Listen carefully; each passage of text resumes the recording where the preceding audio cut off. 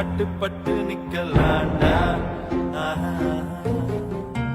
அடிச்சா வச்ச குறி சிக்கணுமையோ, குடிச்சா சமுத்திரம் மாட்டணுமையோ, நினைச்சா நினைச்சது நடக்குமல்லோ, இழுத்தா